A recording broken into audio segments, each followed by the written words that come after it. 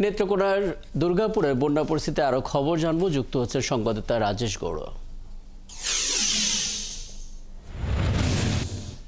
রাজেশ, আমরা যেটা জানছিলাম, নেত্রকোনা দুর্গাপুরের সোমেশ্বরী আর নিতাই নদীর পানি ঢুকে পড়ে অন্তত 40টি গ্রাম প্লাবিত হয়েছে, 50,000-এর বেশি মানুষ পানিবন্দী বলা হচ্ছে। আজকের পরিস্থিতি কি? কোনো সুখবর কি পাওয়া গেল?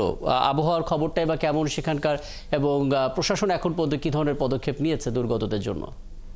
জি জি জি অতি বর্ষণ এবং উজান থেকে নেমে আসা পাহাড়ি ঢলে কিন্তু নেত্রকোনার দুর্গাপুরের সোমেশ্বরী ও নেতাই নদীর পানি কিন্তু বৃদ্ধি পেয়েছে।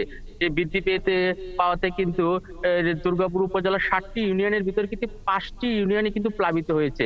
এর ভিতর 40টি গ্রামের প্রায় 50,000 মানুষ কিন্তু পানিবন্দী হয়ে রয়েছে। তবে পানি উন্নয়ন বোর্ড আমাকে সকালে যেটি জানিয়েছে যে সোমেশ্বরী নদীর পানি কিন্তু 0.65 সেন্টিমিটার বিপদসীমার নিচ দিয়ে এখন প্রবাহিত হচ্ছে। তবে আগের থেকে কিন্তু গতকাল যে 0.27 সেন্টিমিটার, এখান থেকে কিন্তু 0.65, এখানে সোমেশ্বরী নদীর পানি কিন্তু কিছুটা কমেছে। তবে সোমেশ্বরী নদীর পানিও যদি কমে থাকে তাহলে তারপরেও কিন্তু যে পানিবন্দী এলাকায় যে মানুষজন রয়েছে সেখান থেকে কিন্তু পানি এখনো নামেনি। তো এখানকার যে মানুষজন দুর্বিষহ জীবনযাপন করছে। আমি গতকাল কিন্তু ওইখানকার যে কিছু কিছু এলাকা, পানিবন্দী এলাকা আমি গিয়েছিলাম এবং সেখানকার মানুষের যে দুর্দশা আমি দেখেছি, যে তাদের ঘরের ভিতর পানি, রান্নাঘরের ভিতর পানি, তারা আসলে রান্না করতে পারছে না। যে তাদের যে রাস্তাঘাট যে পানিতে তলিয়ে যাওয়ার কারণে তারা হচ্ছে যে যাতায়াতের জন্য একমাত্র অবলম্বন কিন্তু এই যে নৌকা এবং হচ্ছে যে কলা গাছের বেলা দিয়ে কিন্তু তারা যাতায়াত করতেছে। এই উপজেলা প্রশাসন ত্রাণের বিষয়ে আমাকে যেটি জানিয়েছে, তারা যে 5টি ইউনিয়নের ভিতর কিন্তু 3টি ইউনিয়ন হচ্ছে সবচেয়ে বেশি ক্ষতিগ্রস্ত হয়েছে, কুল্লাগড়া, কাকরগড়া এবং গাঁওকান্দিয়া।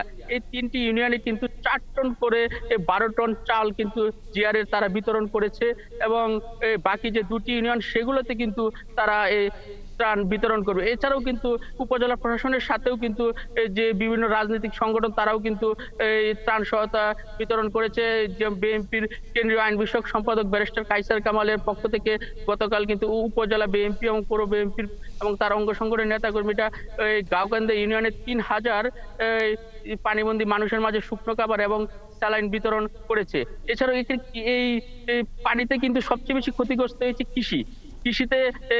উপজেলা কৃষি অফিস আমাকে যেটি জানিয়েছে যে এই বছর দুর্গাপুর উপজেলায় 16,400 হেক্টর রূপা আমন ধান চাষ হয়েছে। এর ভিতরে কিন্তু 10,000 হেক্টর জমি কিন্তু পানিতে তলিয়ে গেছে এই অবস্থাতে।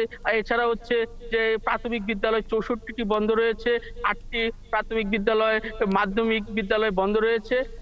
এভাবে কিন্তু বৃষ্টিপাত যদি আজকে না হয় তাহলে কিন্তু এই যে সোমেশ্বরী নদীর পানি কমে যাবে এবং এই যে পানিবন্দী মানুষের পানি কমে যাওয়ার সম্ভাবনা রয়েছে বলে আমাদেরকে পানি উন্নয়ন বোর্ড এবং উপজেলা পানি উন্নয়ন বোর্ডের পক্ষ থেকে জানানো হয়েছে। অনেক ধন্যবাদ রাজেশ গুরু, অনেক তথ্য জেনে নিলাম। নিশ্চয়ই পরবর্তীতে আবারও কথা হবে আপনার সঙ্গে।